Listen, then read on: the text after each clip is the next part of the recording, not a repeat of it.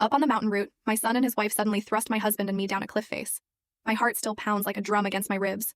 A stark reminder of the day my own flesh and blood tried to murder me. Can you even fathom that? My son, my daughter-in-law. They threw my husband and me off a 90-foot cliff.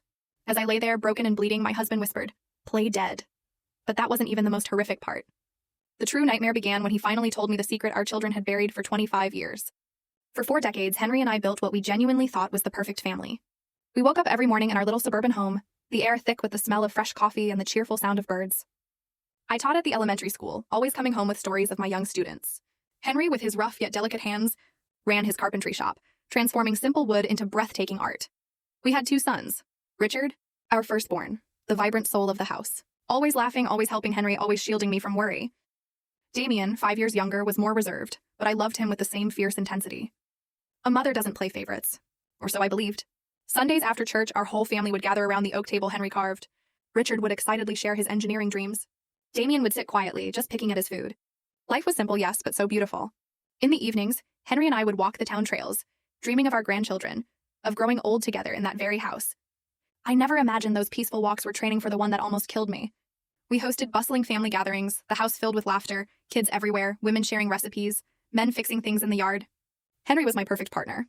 After 40 years, he still brought me wildflowers, still helped me grade tests, still had me holding wood in his workshop. We were a team, an unbreakable unit. Or so I thought.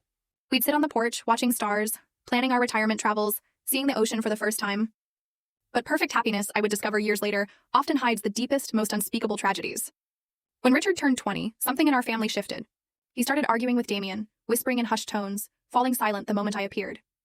Henry assured me it was just brotherly stuff, that it would pass. I wanted to believe him. I needed to believe my family was still perfect. Then, one October night, exactly 25 years ago, Richard didn't come home for dinner.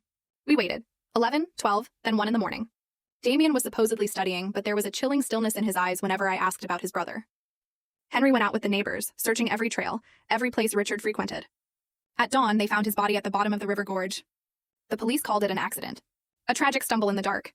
And I believed them. Because the alternative, the truth, was simply unthinkable. Full story video added in below.